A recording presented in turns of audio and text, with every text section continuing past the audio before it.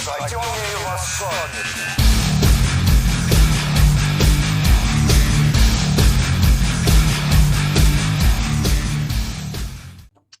Bonjour, c'est Babor, Fredo et Lambda pour le Cercle du Clos. Non, c'est bien le Cercle du Clos, dû au poster qu'il y a derrière. C'est pas le Bouzeux Magazine, ici. Bon, déjà pour préciser. Voilà. Alors, à quoi on va s'attacher aujourd'hui? Écoutez, on a reçu de plusieurs militants UPR qui nous disent, écoutez, il y en a marre que l'UPR soit qualifié de droite ou d'extrême droite. Bon, on va débunker cette information. En fait, l'UPR n'est pas de droite ou même d'extrême droite.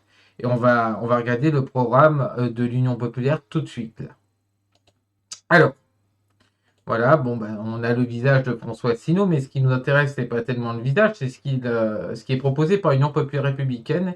Pour ça, on va se pointer sur le point 1 que Lambda va analyser. Dans le secteur public, c'est l'échelle des rémunérations et en priorité celle des fonctionnaires de terrain, personnel hospitalier, policiers, gendarmes, militaires, enseignants, qui sera revue pour s'aligner sur cette augmentation générale du pouvoir d'achat.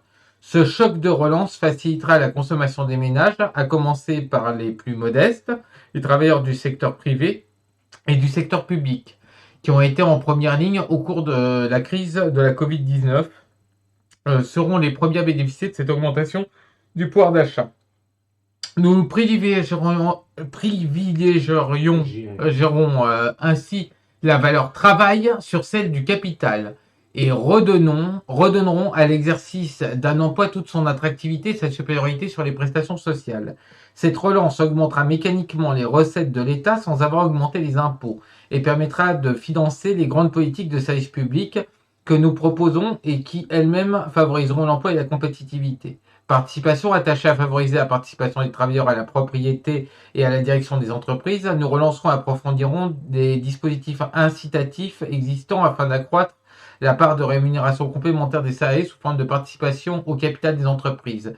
Nous favoriserons les reprises par des coopératives salariales des sites de production que les grands groupes multinationaux cherchent à fermer. Toi qui es un vieux marxiste, analyse ça. Est-ce que ces propositions sont de droite? Moi, je pense que déjà de dire qu'on favorise le travail par rapport au capital, c'est déjà quelque chose de clairement pas de droite.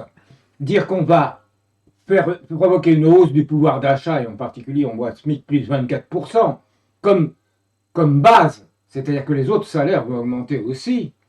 Moi, je n'ai pas entendu ce genre de programme dans la bouche de quiconque à droite, et même de quiconque se prétendant de gauche, comme les sociodémocrates, parce que ça fait depuis Giscard d'Estaing, avec une petite interruption qui ne s'est pas traduite dans la réalité, avec la première année Mitterrand, disons, c'est la première fois qu'il y a quelqu'un qui dit l'austérité, ou la rigueur, ou ceci ou cela, ça doit se terminer. Et donc, c'est ridicule de dire que c'est un programme de droite sur ce plan. Deuxième point. Alors, on pourrait se dire, oh là là, entrepreneurial, voilà, c'est pas très de gauche. Allez, on va lire. Alors, il propose de baisser les charges, mais les charges patronales de qui? Des PMI, PME. Ah, c'est intéressant. Cette suppression vise à compenser l'augmentation des salaires pour les petites et moyennes entreprises, moins de 50 millions d'euros de chiffre d'affaires annuel. Pour les très grandes entreprises, en revanche, nous supprimons le CICE. Alors, c'est quoi le CICE exactement? C'est les dispositifs d'aide généraux aux grandes entreprises, c'est-à-dire basés vraiment sur les systèmes de théorie du ruissellement, etc. D'ailleurs, il l'affirme qu'il ne bénéficie qu'aux actionnaires, en aucun cas à l'emploi, comme cela avait été prétendu. Gain estimé 10 milliards d'euros d'économie. Cette politique s'accompagnera d'un choc de simplification des normes pour favoriser la compétitivité, en supprimant le plus grand nombre possible de réglementations européennes, lesquelles ne sont pas pertinentes, de l'ordre de 40 milliards d'euros d'économie pour les entreprises, si l'on croise différentes estimations qui ont été faites. Ces mesures se conjugueront à l'effet extrêmement bénéfique de la fin de la surévaluation de notre monnaie, résultant de l'abandon de l'euro et de l'absence d'un nouveau franc, etc., etc. Bon, qu'est-ce qu'on peut dire? C'est qu'actuellement, nous, on a théorisé un tout petit peu ce qui se passe au niveau des entreprises. Là, l'UPR veut taper un grand coup sur la grande entreprise actionnariale, etc. Mais en fait, c'est celle-là qui représente aujourd'hui le capital. La PMI-PME, dont le patron travaille en son sein, c'est-à-dire qu'il porte à double casquette. Il est en partie exploiteur et puis tellement exploiteur parce que, en fait, la propriété de son moyen de production appartient de plus en plus à la banque et non à lui. Et en même temps, il s'auto-exploite. C'est là où apparaît la notion de néoprolétariat sur lequel on tient, hein, qu'on a théorisé nous, sur le fait que quelqu'un qui a la double casquette ne peut pas être jugé simplement comme un exploiteur et mis au rang d'exploiteur strict. D'ailleurs, ça correspond aux théories marxistes sur les services publics des grandes entreprises et des grands moyens de production. Le but, ce n'est pas de tout mettre en propriété commune. Ça ne marche pas comme ça. Donc, là, pour le coup, c'est très de droite. Hein. Là, on est à la droite de la droite, je pense. Voilà. Donc, ça veut dire qu'être pour Amazon, c'est de gauche? Ok. Bon. 3. Est-ce que tu veux t'en charger?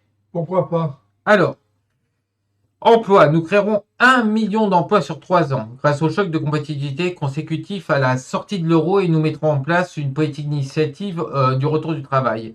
Plus 1 million d'emplois. Les gains en compétitivité du commerce extérieur que permettra la sortie de l'euro, assortie de notre politique d'abaissement des charges pour les PME, aboutiront à la diminution d'1 million du nombre de chômeurs de catégorie A sur 3 ans.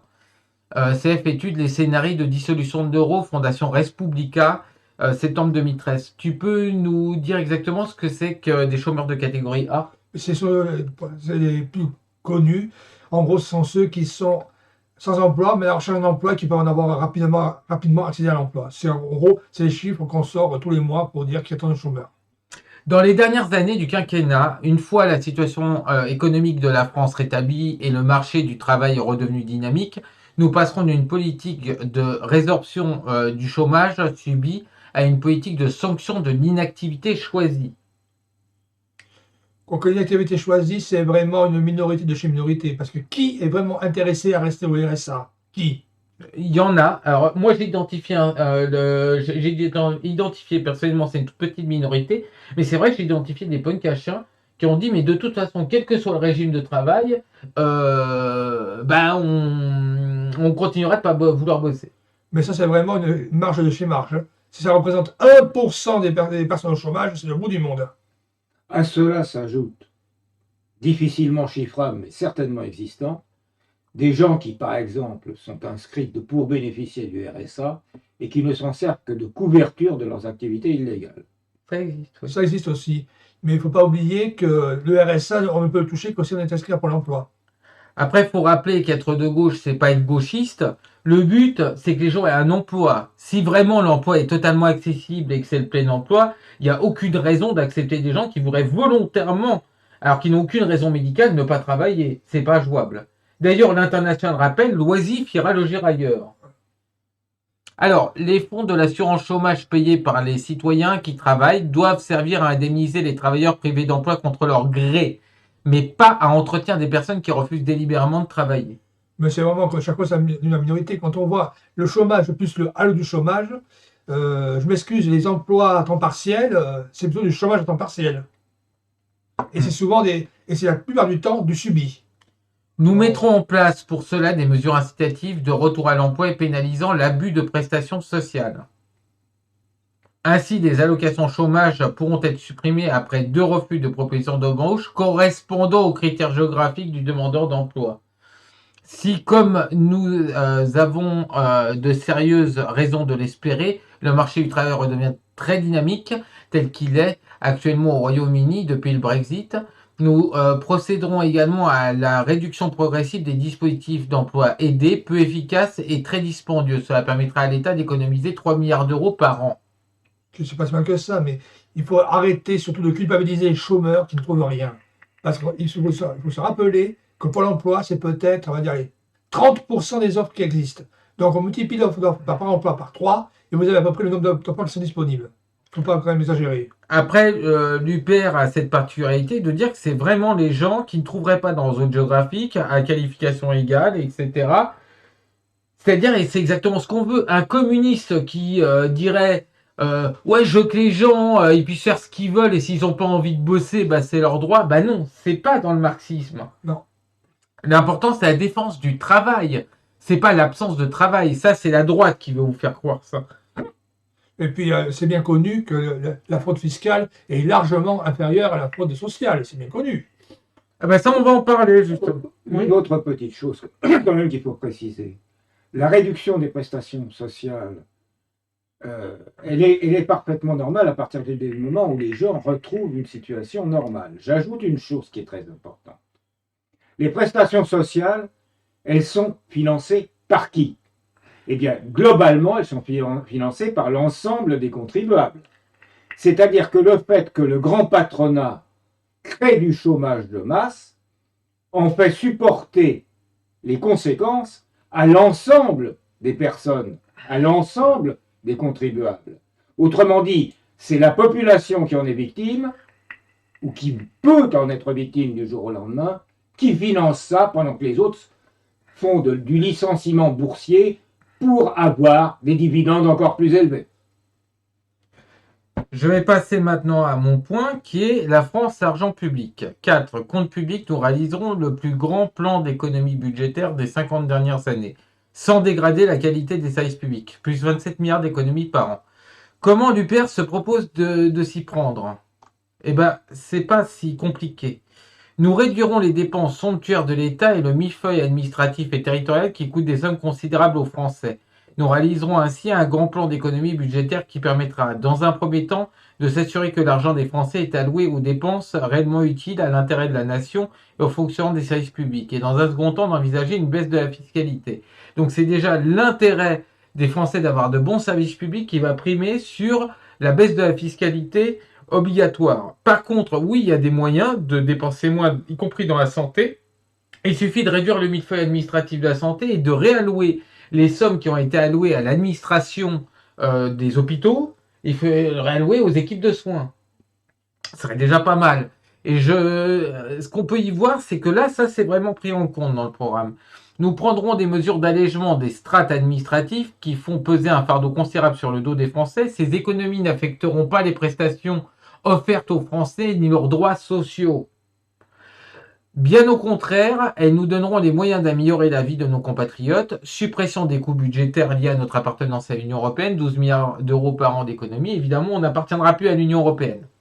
Suppression des conseils régionaux remplacés par des établissements publics administratifs de coopération légers, ce qui permettra de supprimer 1758 postes de conseillers régionaux, des frais d'investissement et de fonctionnement considérables et des doublons administratifs avec les conseils départementaux.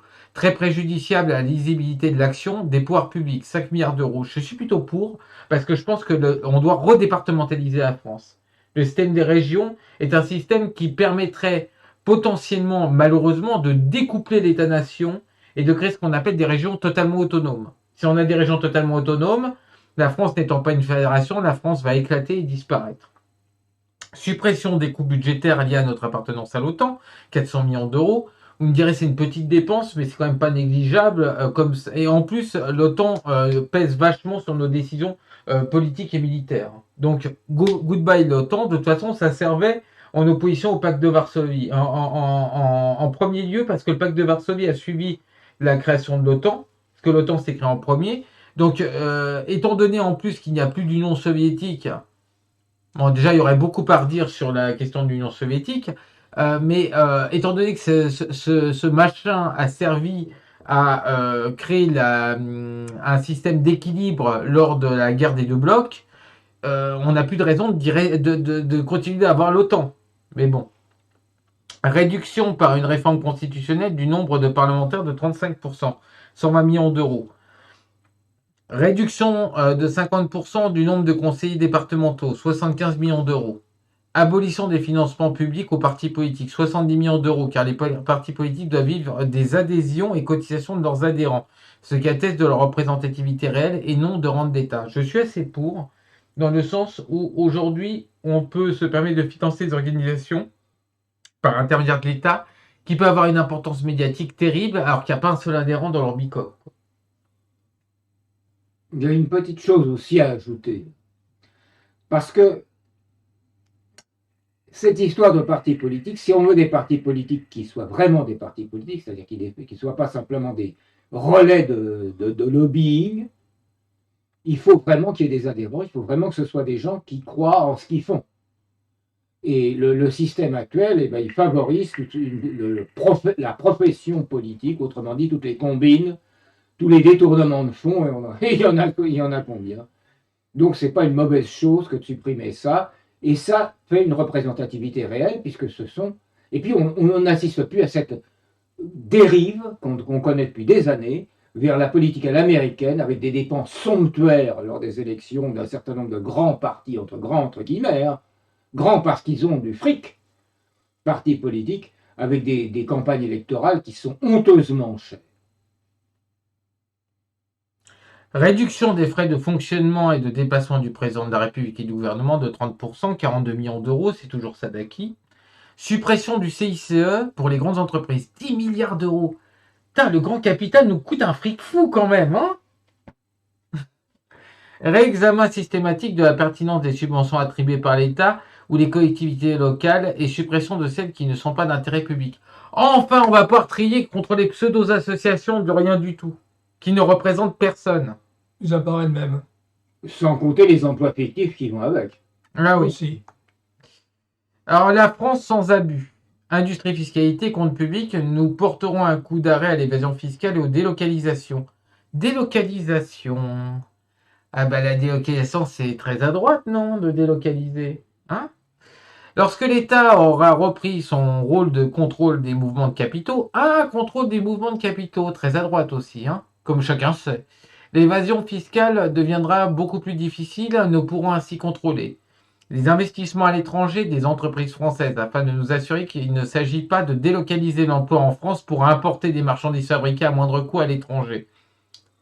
Les investissements étrangers en France pour préserver nos entreprises stratégiques et empêcher la prédation de sociétés par des fonds vautours. Le rétablissement du contrôle des mouvements de capitaux nous permettra également d'engager un grand plan de lutte contre la fraude et l'optimisation fiscale. 60 à 80 milliards d'euros par an. Ah ben, le capital, en tout, c'est à peu près 100 milliards. Hein. Voilà, vous nous coûtez un fric fou. Voilà, et l'UPR va vous botter les fesses. Hein. C'est un peu ça que ça veut dire. Hein. Mais bon, alors là, on est sur des méchants fascistes. Oh là là, ils veulent priver les multinationales de leur pouvoir de prédation. Au secours. Jeanne, au secours. Fraude sociale. La lutte contre la fraude fiscale s'accompagnera d'un plan de répression de la fraude aux prestations. On pourrait se dire, ça c'est de droite.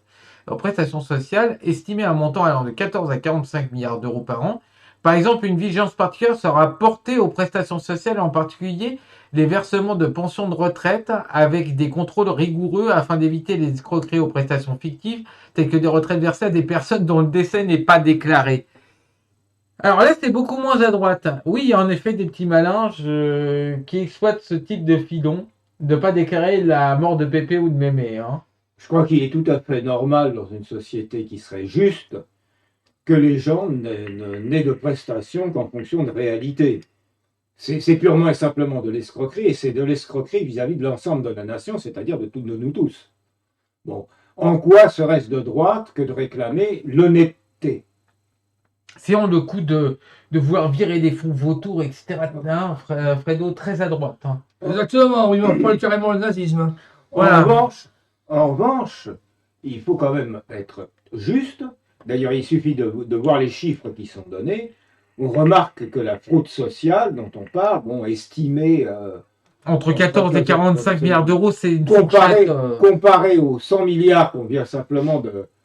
Et c'est plus que la surface. Hein. Si on grattait plus, je suis sûr qu'il y a plus de ça, qui est confisqué par le capital, le grand capital en France, c'est pot de balle. Voilà. On va continuer pour savoir à combien Asselineau peut être à droite. Hein. On va voir. Il est d'extrême droite même. Hein. Allons-y, les grands mots, etc. Voilà, on est sur la suprématie blanche, comme chacun sait. Nous mettrons fin à l'écrasement fiscal des classes moyennes en favorisant la contribution universelle et proportionnelle de tous les ménages à l'effort fiscal. Soulager les classes moyennes. Une grande réforme de justice fiscale s'impose car il n'est plus acceptable que l'essentiel des recettes fiscales de la France soient assurés par l'impôt indirect, TVA et TICPE. Alors la TICPE, c'est la taxe sur les carburants. Le plus injuste, puisqu'il ponctionne les mêmes montants à des personnes dans des situations de fortune très différentes. Eh ben, je crois que j'ai pas vu ça dans un autre programme. Même dans les programmes les plus à gauche, je ne le vois pas, ça. Et pour cause. Ben, ça, c'est toute en ce qui concerne les carburants, en tout cas, c'est clair, c'est tout le mensonge pseudo-écologique, pseudo-défense de l'environnement, qui vise à faire porter la responsabilité de la pollution à des gens qui, la plupart du temps, même s'ils polluent, ne le font pas exprès parce qu'ils y sont contraints, et ne fait pas la différence entre ceux qui profitent de la pollution. On parlait des délocalisations, par exemple, il y a quelques secondes de ça, mais il faut savoir que les délocalisations, c'est aussi un coût environnemental faramineux, avec les porte-conteneurs qui se baladent sur les mers, et qui, là, c'est pas du CO2, hein, c'est pas un truc, le CO2, ça n'est pas considéré comme un poison, il faut le savoir. Par contre, le dioxyde de soufre, si, et ces porte-conteneurs, ils brûlent du fioul lourd, et le fioul lourd, ça émet du dioxyde de soufre.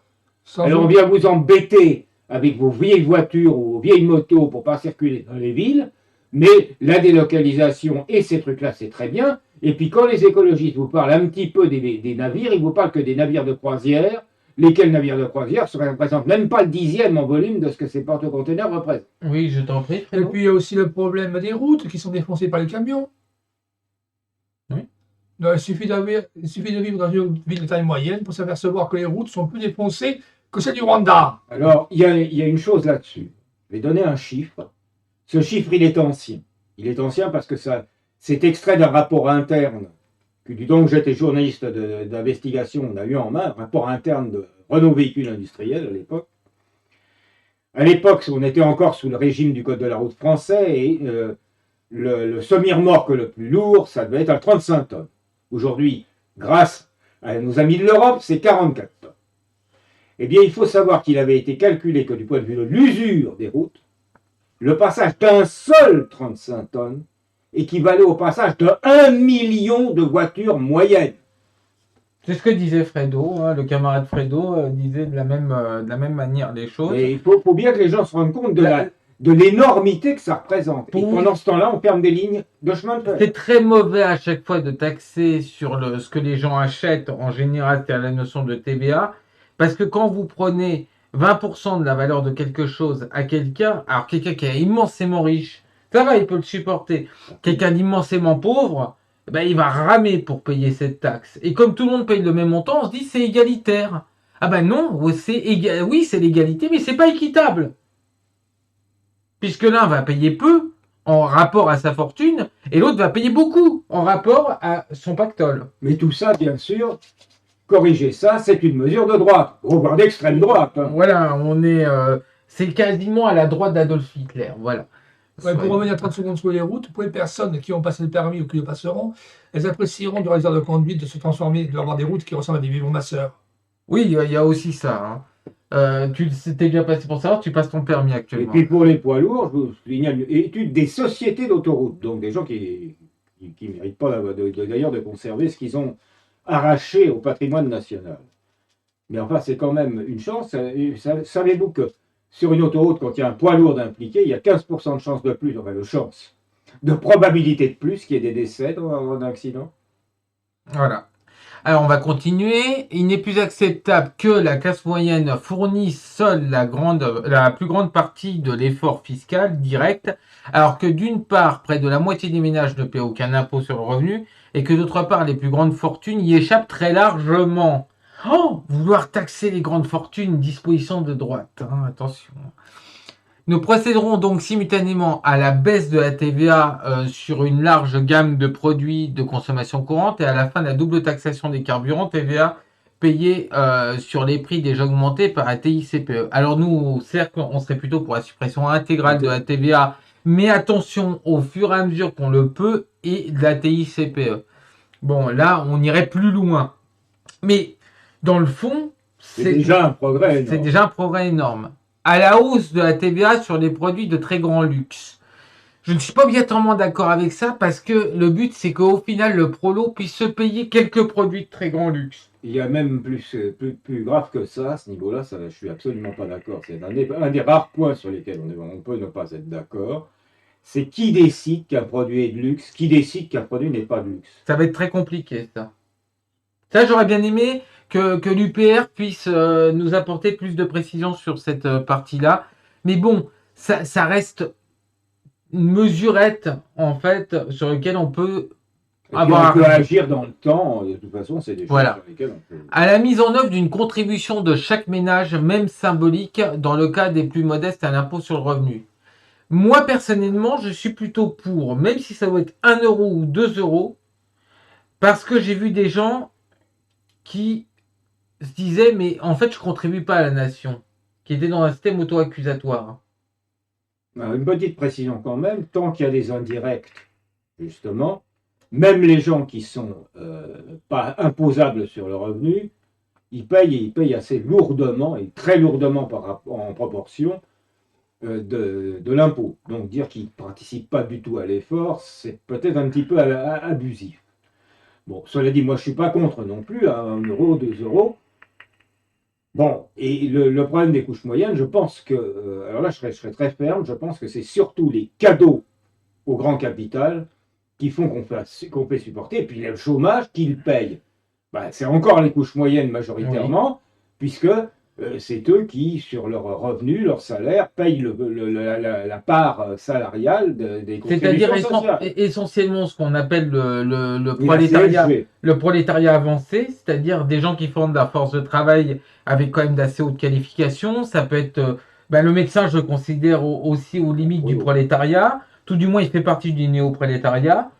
Je considère que on aura tendance, nous, à considérer que le petit patron réglo, qui fait les choses également, fait partie du néo-prolétariat et supporte aussi cette charge.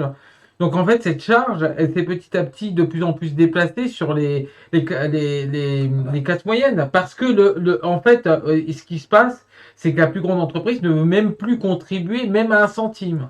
En ce qui concerne les PMI, PME, il y a quelque chose à ajouter là. Parce que même si on ne les considère pas exactement de la même façon que des salariés, il y a quand même une chose qui est caractéristique. Vous avez dans les très grandes entreprises de plus en plus un jeu qui est purement financier.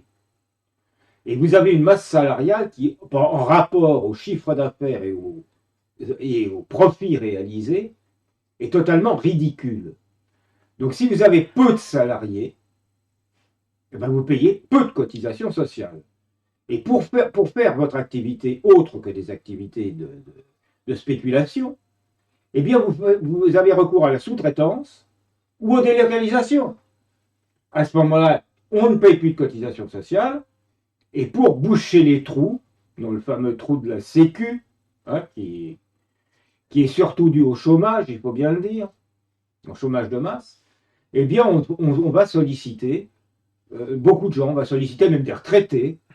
C'est le scandale de la CSG, créé par un social-démocrate qui était Rocard, et il faut bien le mettre dedans et bien dire que la social-démocratie, les sociotraîtres, c'est eux aussi qui ont contribué à cette dégradation en faveur du grand capital. Alors, à la création de 2 nouvelles tranches d'imposition pour les très hauts revenus supérieurs à 250 000 euros et 500 000 euros par an, ainsi que d'un impôt exceptionnel de solidarité pour les quelques dizaines de très grandes fortunes s'étant accrues pendant la crise de la Covid-19. Il est rappelé que le rétablissement du contrôle des mouvements de capitaux permettra de lutter efficacement contre les velléités de certaines grandes fortunes d'échapper par l'exil à la solidarité fiscale. C'est très à droite. C'est abominablement nazi. Très à droite. Je tiens quand même à rappeler à nos chers amis de l'Union populaire républicaine que même avant le Covid-19, ils trouvaient un moyen d'accroître leur fortune personnelle. Ne vous inquiétez pas pour ça. L'optimisation fiscale, c'est pas pour les chiens. Voilà, Ça va pas. C'est pas les restos du cœur. Je me rappelle avec les Guignols, d'ailleurs, ils avaient fait une forme de resto du cœur, les restos des actionnaires ou un truc comme ça, c'était hilarant. Tellement vrai.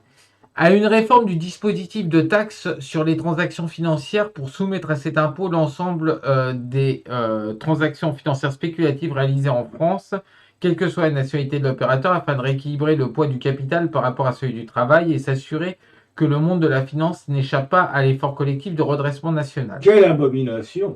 Alors, nous, évidemment, on va aller plus loin, mais là, on est vraiment sur ce qu'on appelle du radical socialiste, vraiment très, très, très, très, très, très à gauche. Nous, carrément, vous inquiétez pas, la bourse, elle est fermée avec nous. Donc, comme ça, il n'y aura plus de transactions financières spéculatives en France, si on était, nous, au pouvoir, hein, en tant que communistes. Au fur et à mesure de l'avancement du mandat, lorsque le plan d'économie sur le train de vie de l'État que nous proposons par ailleurs portera ses fruits, les taux d'imposition sur le revenu des tranches moyennes seront revus à la baisse. Attachés à favoriser la transmission entre les générations, nous diminuerons de 5 points l'ensemble des droits de succession en dessous d'une valeur de 300 000 euros par héritier. Nous annulerons enfin la hausse de la CSG mise en œuvre au cours du quinquennat du président sortant. Alors, nous, je m'avance peut-être un petit peu, mais je pense qu'en ce qui concerne la question des droits de succession, moi, je pense que le Cercle du Clos sera d'accord pour dire que la transmission des biens de consommation, des biens personnels, ne devrait pas être soumis du tout à des droits de succession. Ce qui devrait être soumis, continuer à être soumis aux droits de succession, c'est le problème des biens de production, des biens de production et d'échange, parce que là, il faut favoriser les compétences. Et donc, c'est pas dit que monsieur Untel, la fils ou la fille, ou les enfants de monsieur Untel ou de madame Untel, auront les mêmes qualifications pour mener une entreprise que le créateur, ou celui qui a prouvé dans son existence son efficacité. Donc il vaut peut-être mieux pousser à ce moment-là à ce que l'entreprise soit revendue à quelqu'un de qualifié, plutôt que d'être transmis à des héritiers qui la coudront. Ouais. Alors, oh là, on va vers le truc le plus à l'extrême droite, hein. Je vous dis, les gars, là, c'est une horreur. Alors, nous reconstituerons un grand pôle de services publics et développerons le crédit public, une grande politique de redressement de la France, etc., retour des services publics. Nous renationaliserons ou cesserons le processus de privatisation rampante et de dégradation de la qualité de service de plusieurs grandes entreprises. En effet, en particulier des sociétés de production et de distribution de gaz, des réseaux d'adduction d'eau, d'EDF, où nous mettrons fin au projet Hercule, de démembrement imposé par la Commission européenne, des D10, de la Poste, des concessionnaires d'autoroutes, de la télédiffusion de France, de la RATP ou de la SNCF. Qu'en penses-tu, Fredo, comme mesure? Très à droite. Très à droite, mais tellement à droite que même une peur serait de gauchiste en comparaison de ça. Ouais. Donc c'est vrai que chaque fois qu'il y a une privatisation, et sauf cas rare, ça s'est transformé en augmentation des prix et compagnie. CF et renseignements téléphoniques. Voilà. En l'occurrence, je n'ai jamais vu de gens qui étaient de droite à l'extrême droite prôner la renationalisation des services publics.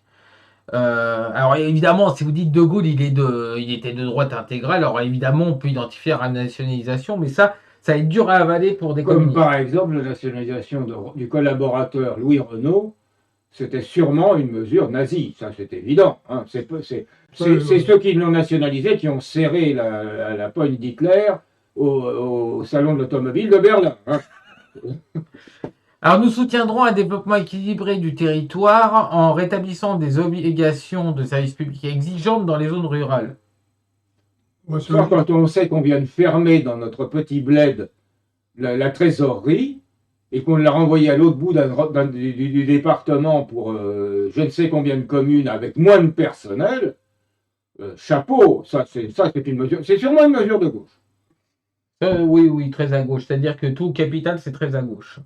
Nous rendrons à la commune rurale son rôle essentiel dans la démocratie locale et le service public de proximité, en conditionnant les fusions de communes à un référendum et en rehaussant le niveau des dotations globales de fonctionnement pour les communes de moins de 5000 habitants à ce qu'était son niveau au cours de l'année 2014. Autrement dit, redonner à ce qui est la base de la démocratie, hein, c'est au plus près de la gestion des gens, à la fois son autorité et ses moyens de fonctionnement. Puis un référendum, c'est fasciste. Ah, le oui, référendum. totalement. Ah oui, c'est ça. Demander Il y a pas l'avis de- aux gens, Oui, une oui, horreur. oui, oui, oui. Ah, oui, c'est- Voilà. D'ailleurs, ils sont incompétents par définition, c'est comme ça. Il n'y a que les woke qui sont compétents. Oui, oui, mais on avait vu un patron de grande entreprise, je me rappelle plus qui c'est, mais qui disait que de toute façon, les emplois publics ne sont pas des vrais emplois. C'est-à-dire qu'on prend plus ces gens au chômage, en fait, Voilà. selon lui. Parce que les services publics doivent aussi jouer un rôle de justice sociale, les tarifs de l'électricité et du gaz seront gelés pendant au moins les 2 premières années du mandat et nous imposeront une baisse de 10% des tarifs autoroutiers. Alors moi, je pense qu'il faut mettre fin au système des péages autoroutiers. Tout à fait. Sur ça, on va pas être totalement d'accord.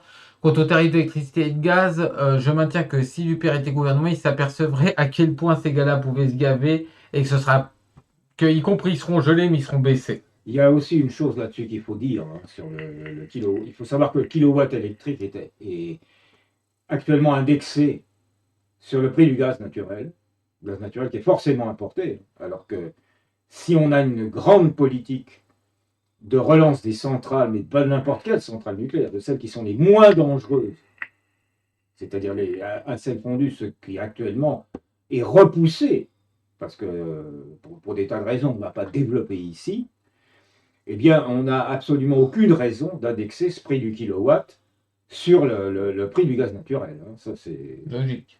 Logique. donc, à partir de ce moment-là, il faut un kilowatt pas cher et il faut au contraire pousser. Alors, on parle de toutes les pseudo-énergies renouvelables. Là, Macron vient de nous sortir des remboursements absolument énormes sur des panneaux solaires, bien entendu, qui sont produits par des privés. Donc, c'est encore les contribuables qui vont financer le privé.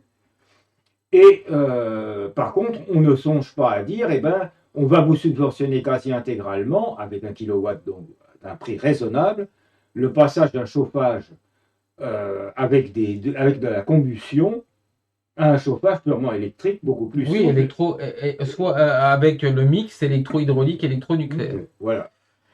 Nous organiserons un référendum pour inscrire dans la Constitution le principe de propriété nationale des grands services publics et pour interdire la privatisation de la sécurité sociale et des services stratégiques de sécurité, de santé et d'éducation. Les investissements et le renouveau des services publics seront favorisés par une politique plus audacieuse du crédit public. La Banque de France soutiendra cet effort par une politique monétaire plus agile.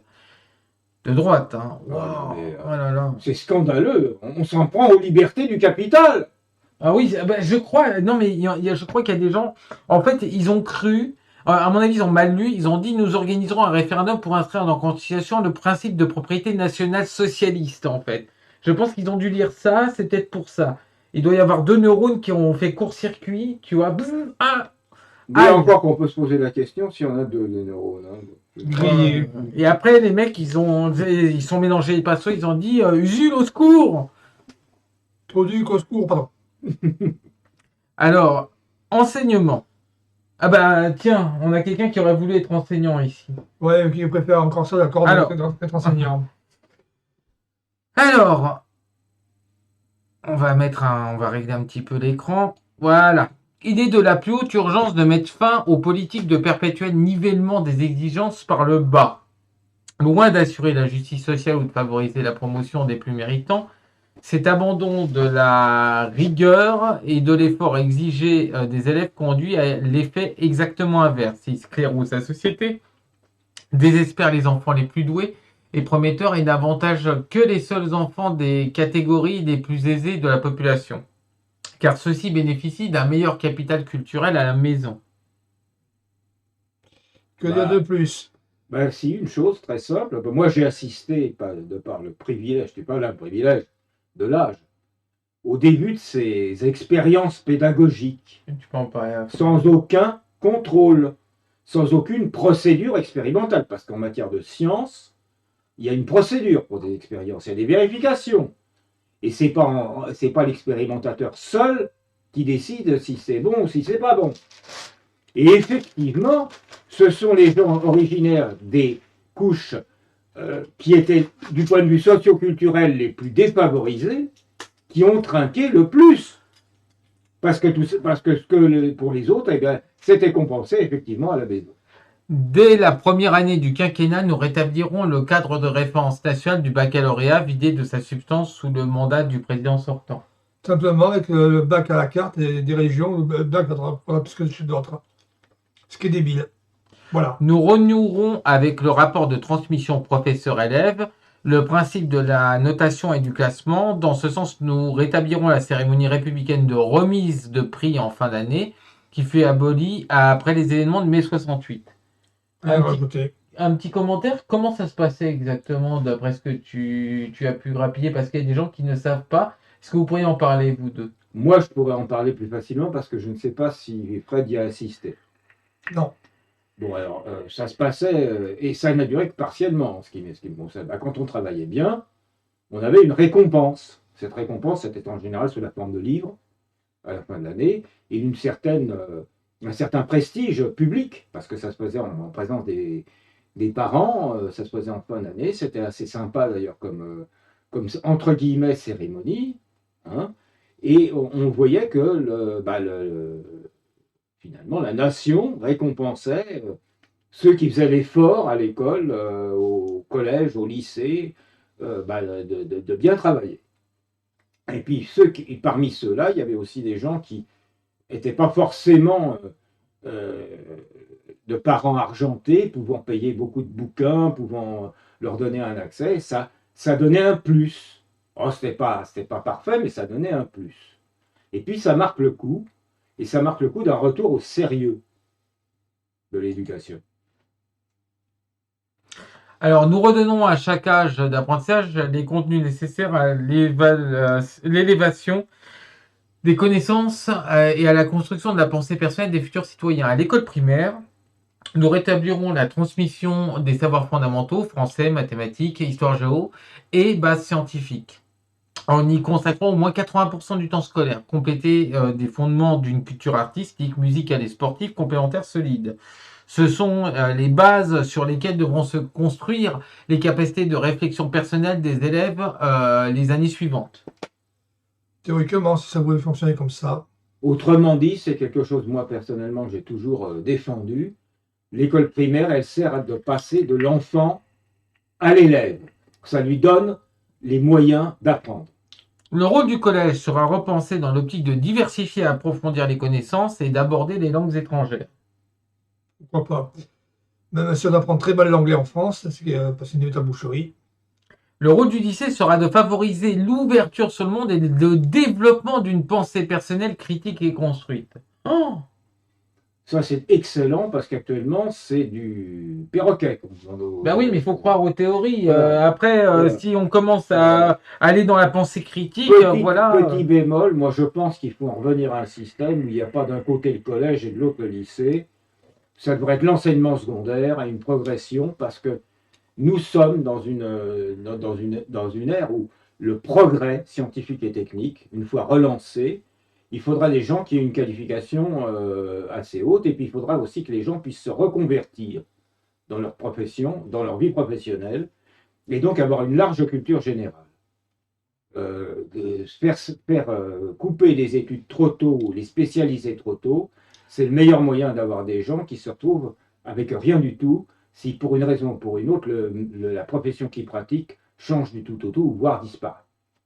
il y en a peut-être dans la suite du programme, on va voir. Hein, on joue les ignorants voilà. Pour vous montrer en fait à quel point votre système de qualifier du PR de droite est risible, de droite et d'extrême droite, c'est risible en fait. Mais là, on va continuer. Hein. De toute façon, à arriver à la 30e, on clôturera pour la première partie. On abordera la seconde partie. Est-ce qu'il y a encore 30 autres points à étudier? On va essayer de rechercher la petite bête de droite. Hein. Par contre, si là, on peut quand même dire quelque chose au niveau du rôle du lycée, avoir une pensée critique, construite, n'amènerait-elle pas à ensuite théoriser des pensées nauséabondes d'extrême droite? Donc c'est pour ça que c'est le fascisme. Moi, je me demande si tout simplement reconstruire l'esprit critique, la réflexion, reconstruire la logique, reconstruire quelque chose auquel personnellement je suis très attaché, la différence entre un fait et une opinion, parce que ça fait partie de la culture, ça. Ben, ça n'embêterait pas nos amis les woke, parce que toutes leurs théories, elles ne tiennent pas debout. C'est un ramassis de stupidité et de ridicule. Rien à rajouter. Rien à rajouter. L'école et le collège doivent être des sanctuaires du savoir soustraits aux polémiques et aux débats politiques, sociaux et religieux contemporains. Le rôle des écrans sera très réduit et limité aux seuls cours pour lesquels ils sont strictement nécessaires. Les activités favorisant les capacités de concentration et de raisonnement déductif des enfants et adolescents seront développées. Je pense que ça peut être nécessaire. Ce serait C'est pas mal. nécessaire. Là, je pense qu'il faudra être très prudent dans l'application, très sélectif. Désolé. Désolé. Voilà. C'est pas grave. Ah, il y a du direct. Nous verrons au grand retour de la discipline et du respect des enseignants. La moindre régression, ne fût-elle que verbale, fera l'objet de sanctions immédiates, voire de poursuites judiciaires. Le port de vêtements neutres pour les élèves sera favorisé et l'interdiction des téléphones portables en cours sera scrupuleusement appliquée dans les faits sous peine de sanctions disciplinaires. La preuve de quoi les téléphones portables peut être chiant. C'est important. Alors, moi, je dirais qu'il faudrait être plus lax sur la question des téléphones portables qui doivent être résumés, en fait, dans leur utilitaire de pouvoir prévenir les parents et les familles. Mais ça, c'est quelque chose qu'on peut voir après la prise du pouvoir. Par contre, concernant je vais me faire l'homme de droite, là, pour le coup. Concernant les histoires de port vestimentaire, ce serait moi, personnellement. Après, je sais que c'est en discussion sur le cercle du clos, mais ça ne contredit pas le cercle, encore une fois. Ce serait le strict port de l'uniforme. Il y a déjà un uniforme, ça s'appelle les marques. Et c'est Mais ça alors, qui est malheureux. Une petite chose. Pour les marques, il y a quelque chose d'assez drôle.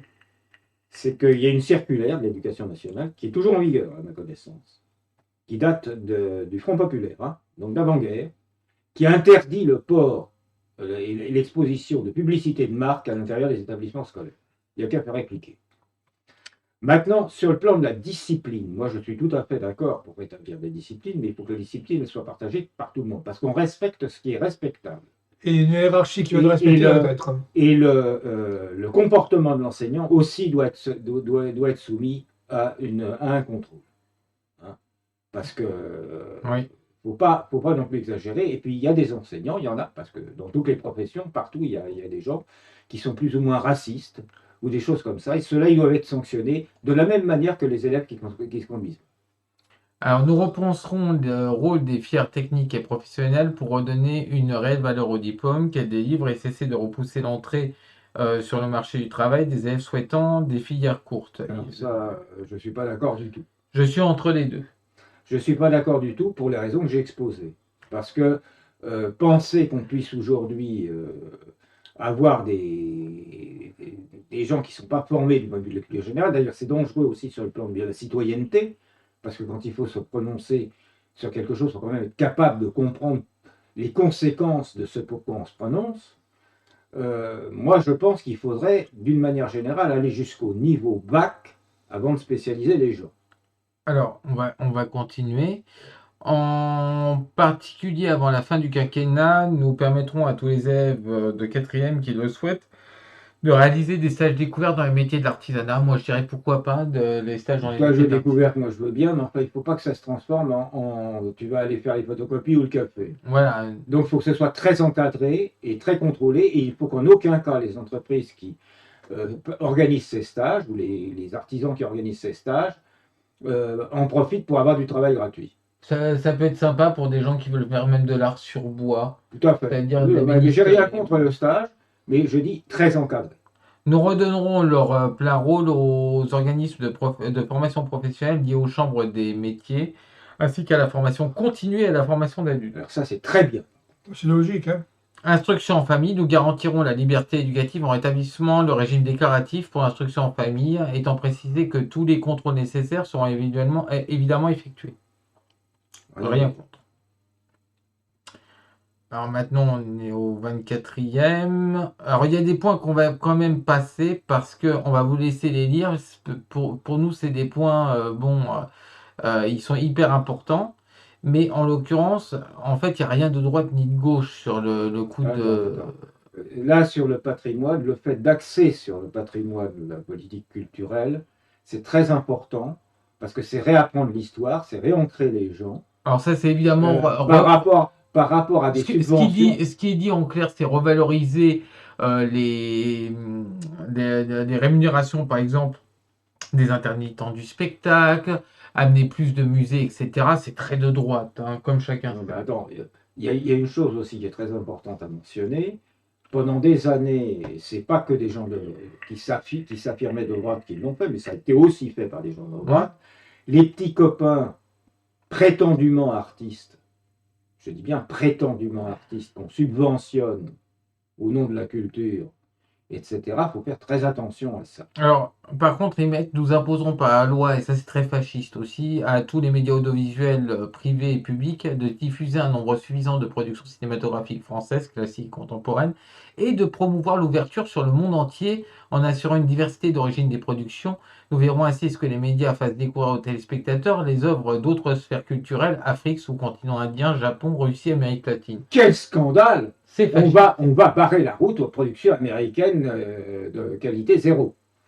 Ah, il mettait un proverbe, je crois, si tu ne sais pas où tu vas, regarde d'où tu viens. L'amour de notre histoire nationale et le respect de toutes les cultures du monde seront les deux piliers de notre politique culturelle. Très fasciste, hein, le respect de toutes les cultures du monde, quelle horreur. Ouais, quelle horreur, en effet. Ah, la recherche, hein. Alors, recherche, attention, hein. On va vers des choses qui vont favoriser le capital. Nous redonnerons à la recherche française des moyens de rivaliser avec les grandes puissances scientifiques du monde, en augmentant pour ça son budget de 50% sur le quinquennat. Il faudrait l'augmenter de plus, mais 50% serait déjà pas mal. Nous investirons notamment dans les grands projets qui devront répondre aux enjeux du XXIe siècle. L'énergie propre en particulier par fusion nucléaire. Alors, la fusion, c'est pas la fission. La fusion, il n'y a pas de déchets parce qu'il s'agit de fusion d'atomes légers d'hydrogène. Donc, à moins que l'hélium soit toxique, voilà. L'amélioration des taux de guérison et l'amélioration substantielle de la qualité de vie des personnes atteintes de cancer, des maladies auto-immunes, sclérose en plaques, polyarthrite rhumatoïde, lupus systémique, diabète de type 1 et de la maladie d'Alzheimer sont déclarées grandes causes nationales du quinquennat. Voir que les gens sont en meilleure santé. Et puis cesser de mettre la recherche médicale à la charité publique aussi, c'est absolument Ouais. intolérable. Oui, mais ils ont oublié un truc, c'est-à-dire c'est pour les jeux et la grande cause nationale, ça devrait être enlarge your penis. Moi, je préfère. Non, puis il y a ça, et puis de toute façon, il y a aussi les pseudo-grandes causes nationales, comme justifier les radars pompe à fric, Voilà, ou très grandes des causes choses comme nationales. ça. Bon, Voilà. ça. La production de composants électroniques de haut niveau en France. Oh, relocalisé. Oh là là. Comme sur l'électron, par exemple. Oui. L'éclosion d'acteurs numériques susceptibles de casser le monopole des GAFAM. Toi qui es du libre, du logiciel libre, quelle horreur. Hein. C'est Quelle très horreur, en fasciste. effet, oui, c'est juste ce que devrait faire la fondation, la Free Software Foundation. Non, est-ce que tu crois pas que Stallman était nazi carrément? Voilà. Stallman, c'est un con, pardon. Désolé, je pense que, je dis ce que je pense. Oui, On de dit lui. un con parce que c'est un anarchiste, comme tous les anarchistes. Non, c'est un con parce qu'il m'a vieilli, quoi.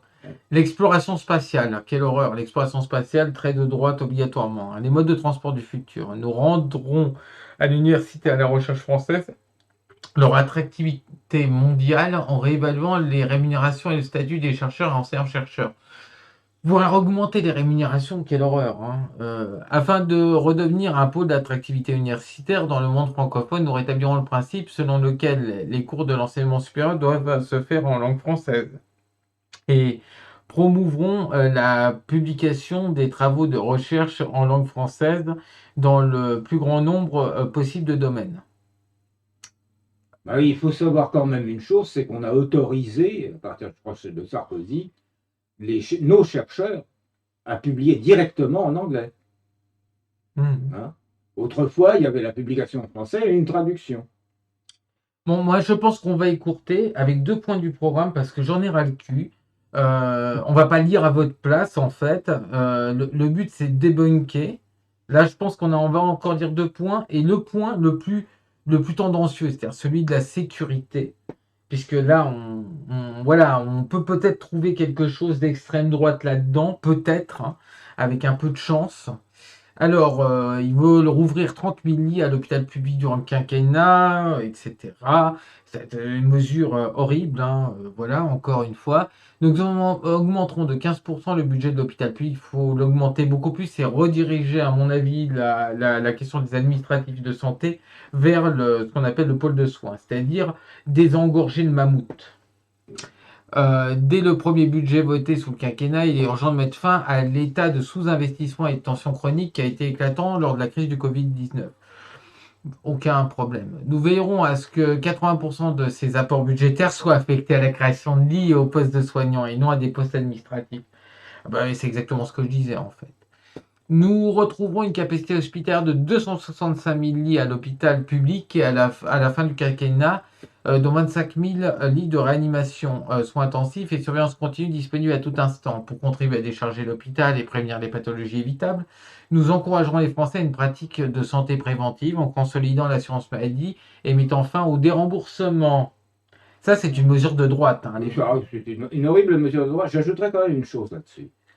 Il faudra aussi que la sécurité sociale cesse d'être gérée par des comptables qui ne font même pas attention au fait que le non-remboursement de certaines techniques, en particulier dans le domaine des prothèses, de certaines techniques avancées, aboutit en fait à beaucoup plus de dépenses compensatoires ensuite. Hein.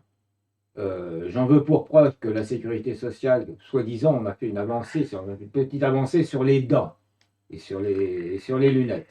Le gros problème, c'est par exemple pour les dents, eh bien, la sécurité sociale ne veut toujours pas admettre que des implants, c'est quelque chose de très bien et qui permettent d'éviter d'avoir des appareils qui sont jamais très bien adaptés et donc de continuer à avoir des gens qui ensuite ont des maladies d'estomac et qu'il faut soigner et qui coûtent beaucoup. Voilà.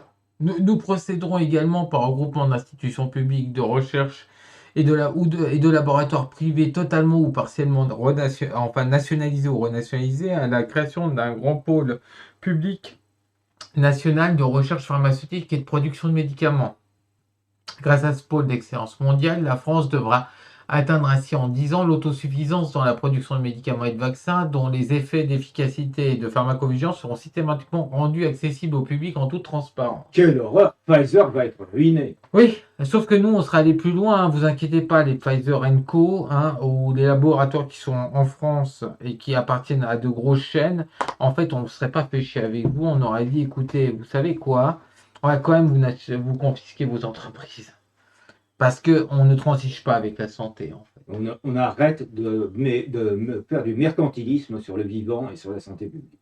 Voilà, médecine de proximité, parce que la recherche de points ne suffirait pas sans médecine de proximité, nous dresserons une cartographie des déserts médicaux pour lesquels les médecins bénéficieront d'une majoration de 20% sur les actes qu'ils réaliseront pris en charge par la sécurité sociale. De plus, dès notre arrivée aux responsabilités, nous instaurerons un moratoire sur la fermeture d'hôpitaux publics et de maternités dans les territoires. Il faut aller plus loin. En fait, il faudrait forcer les médecins à s'installer là où il y en a besoin. Mais je pense comme c'est le cas pour les kinés. Il y a une chose qui est très claire de ce point de vue-là aussi. Macron nous a prétendu avoir mis fin au numerus clausus. Or, on a un de nos membres du comité de direction qui s'est vu refuser, alors qu'il a la moyenne générale de sa première année de médecine, l'accès à la seconde année. Alors ça, c'est peut-être dû à des règles fixées par ces fameuses facultés auxquelles on a voulu donner une autonomie telle que les conditions d'accès sont différentes entre les diverses facultés en France. Mais de toute façon, moi je sais qu'à sa place, j'aurais immédiatement fait un recours contentieux. La suppression du numerus clausus, il faut 10 ans pour en voir les effets. Alors attention, là, immigration va peut-être se trouver à droite. La France est historiquement une terre d'immigration, donc il l'avoue, c'est-à-dire c'est un peu le contraire de Zemmour qui dit que la France n'a pas toujours été une terre d'immigration. Ben voyons. Et plusieurs vagues d'arrivants au 19e et 20e siècle se sont intégrées sereinement à la population, notamment grâce à l'assimilation républicaine. Pour que les conditions de cette assimilation soient remplies, il est nécessaire que le niveau d'immigration soit soutenable économiquement et socialement. Tel n'est plus le cas depuis plusieurs années. Une politique de contrôle sérieux des arrivées doit impérativement être mise en place dans les plus brefs délais pour éviter toute aggravation d'une situation déjà tendue. Donc ça ne veut pas dire refuser des étrangers par principe. Ce qui est dit dans le programme, c'est qu'on ne peut plus arriver à faire en sorte d'avoir ce qu'on appelle un fonds commun, une culture commune. Est-ce que ça peut être assimilable à la droite? Non, absolument pas. Hein.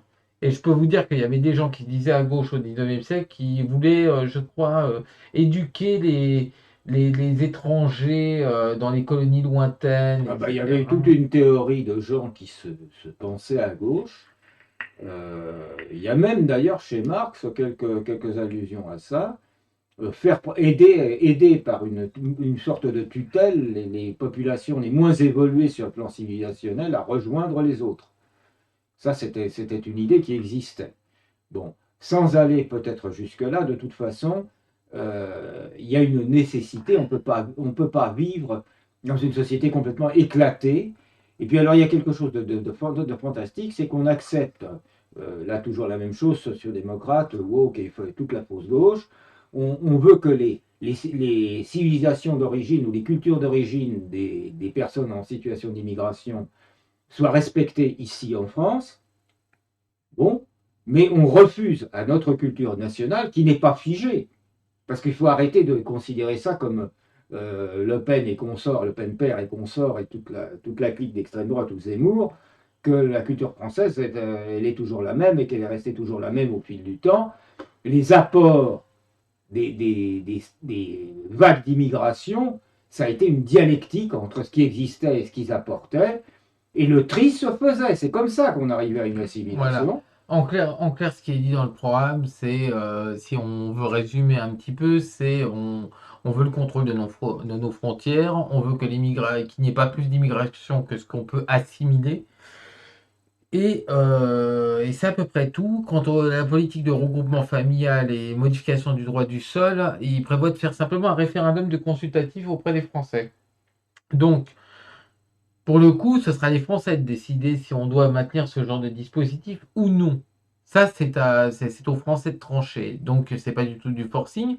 C'est juste qu'on adopte une position neutre. Mais en ce qui nous concerne, je pense qu'on peut dire qu'on est quand même pour le maintien du droit du sol d'une manière générale. Le maintien du droit du sol, oui, on est plutôt pour la question du regroupement familial. Je dois avouer que c'est plutôt aux Français, là, pour le coup, de trancher sur ce point. Ben, le regroupement familial, moi à mon avis, il faut différencier entre l'immigration temporaire, où le regroupement familial n'est probablement pas totalement obligatoire, hein, et l'immigration définitive, ce qui justement va jusqu'à l'assimilation à ce moment-là, où là, évidemment, le regroupement familial est tout à fait nécessaire. De la même manière, d'ailleurs, qu'en cas de mariage, M. Asselineau, il n'y a pas longtemps, le soulignait, on ne va pas empêcher quelqu'un qui se marie avec un étranger et qui veut vivre en France avec lui, un Français ou une Française qui se marie avec un étranger ou une étrangère, de s'installer sur le territoire avec son conjoint et sa conjointe. Ce serait absolument absurde. Alors, concernant l'histoire de terrorisme, je vois qu'un seul point que vous pourriez considérer comme appartenant à la droite. Proposer aux Français de modifier la Constitution pour instaurer la déchéance de nationalité française des personnes ayant rejoint à l'étranger une entreprise terroriste portant atteinte aux intérêts fondamentaux de la nation.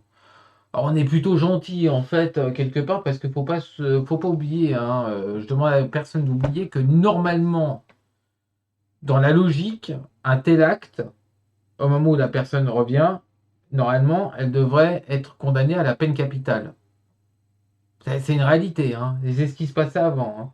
Que vous le vouliez ou non, c'est absolument pas normal, je pense, d'accueillir des gens qui ont fait des actes terroristes sur la nation dont ils viennent. C'est logique. Est-ce qu'on peut considérer ça comme étant de droite? Je pense pas. Je pense qu'il y a une chose aussi à préciser, la déchéance de nationalité, c'était aussi une peine qui a été appliquée aux collaborateurs après-guerre. Hein, ça, c'est quelque chose, c'était donc pas des fascistes et des gens d'extrême droite qui l'ont appliqué.